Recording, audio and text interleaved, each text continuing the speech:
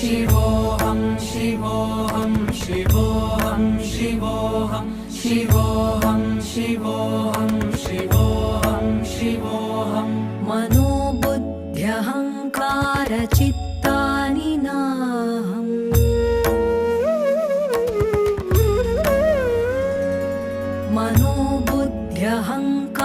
मनोबुद्ध्यहङ्कारचित्तानि नाहं न च श्रोत्रजिह्वे न च घ्राणनेत्रे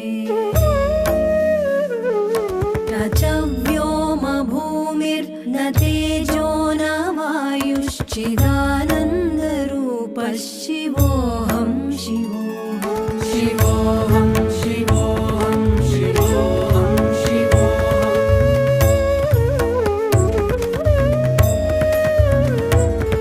न च प्राणसंज्ञो न वै पञ्चमो